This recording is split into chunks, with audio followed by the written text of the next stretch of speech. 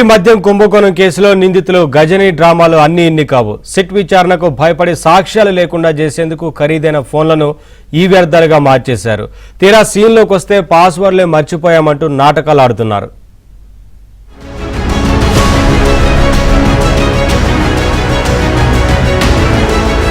YCP హయాంలో జరిగిన వేల కోట్ల మద్యం కుంభకోణంపై సిట్ లోతుగా ఆరా తీస్తోంది. జగన్ పిఏ కె నాగేశ్వర్ రెడ్డి వందల కోట్ల అక్రమ ఆస్తులను తన బినామీల పేరిట కొనుగోలు చేసినట్లు అధికారులు గుర్తించారు. దీనిపై కేఎన్ఆర్ బినామీ వైసీపీ రాష్ట్ర అధికార ప్రతినిధి పుత్త శివశంకర్ రెడ్డిని సిట్ అధికారులు 2 రోజుల పాటు సుదీర్ఘంగా విచారించారు.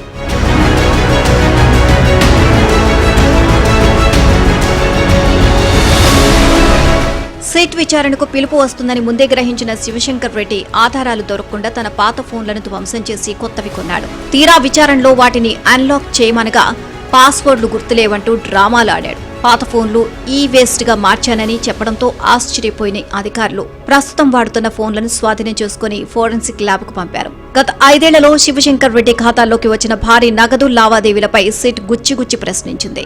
కేఎన్ఆర్ తో తనకు కేవలం పరిచయమేనని ఆయన బుకాయించినట్లు తెలుస్తోంది. ఇప్పటికే కేఎన్ఆర్ ఆడిటర్ నుంచి కీలక వివరాలు రాబట్టిన సిట్ సోమవారం కేఎన్ఆర్ ను, మంగళవారం శివశంకర్ రెడ్డిని విచారించనుంది. అవసరమైతే వీరిద్దరిని ఎదురెదురుగా కూర్చోబెట్టి నిజాలు రాబట్టాలని అధికారులు భావిస్తున్నారు.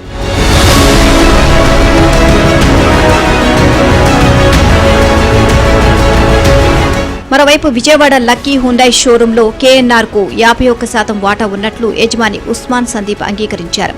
ఆర్థిక ఇబ్బందుల్లో ఉన్నప్పుడు కేఎన్ఆర్ 4.5 కోట్లు పెట్టుబడి పెట్టారని చెప్పారు. అయితే అంత పెద్ద షోరూంలో అంత తక్కువ ధరకు వాటా ఎలా ఇచ్చారు అన్న దానిపై షోరూం ఆడిటర్ ను ప్రశ్నించి సిట్ మరిన్ని కీలక ఆధారాలు సేకరిస్తోంది.